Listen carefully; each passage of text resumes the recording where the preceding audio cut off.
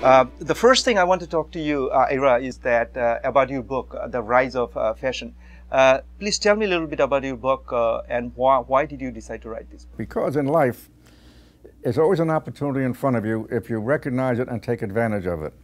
And when I was invited to go to Bonwatella, and I was 16 years old, going on 17, and I had dropped out of high school to help my family through the Depression, and I opened the door and they said, if you fit the uniform, you get the job. Well, if I didn't fit the uniform, I wouldn't have the pleasure to be here today to have met you. Any case, when I got the uniform, got the job, I looked at the store and the customers and the management, and I said, this is where I want to be. And fortunately for me, I think I mentioned in the second book, I was smart enough standing on the floor. This was very important. This is when life takes this turn or this turn. Standing on the floor and wearing a uniform, and two good-looking men came down the floor, ready from my standing there to direct people to the 721 Club, because men are not used to women's store.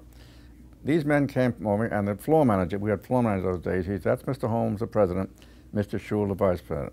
So being a very smart, precocious kid, maybe an opportunist, I said, good morning, Mr. Holmes, good morning, Mr. Schul. They looked at, here's a kid, first time on the job, knows how to say good morning and knows our name. I heard later they should keep this kid after Christmas.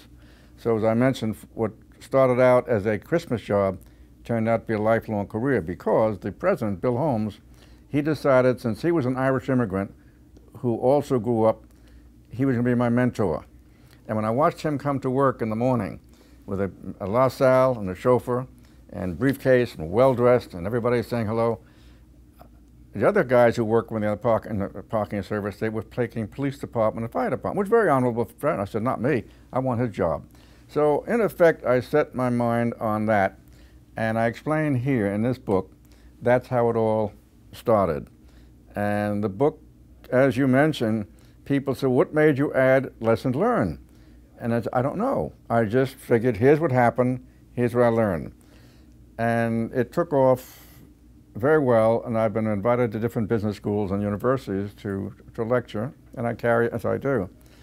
Then I found that lecturing to students, you're back to your point, and those who were interested, some came to laugh, but others stayed to ask questions, and my website had lit up like a Christmas tree, and somewhere you will ask a question about networking. Greg Furman, who teaches at NYU, he and I said, connections.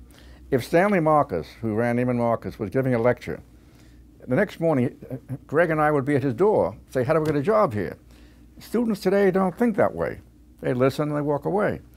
You have to recognize opportunity. So that's what this book was. I had an opportunity, I saw it, I took advantage of it, and I found a book that was given to me by the head of advertising, 1940, and I gave it to my granddaughter, and she said inside to Ira Neimark, the young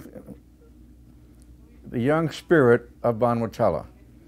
In other words, I was the kid in the store. They could see this bright kid, and they kept moving me along, and that's why I said, I have to write this book, tell them what happened.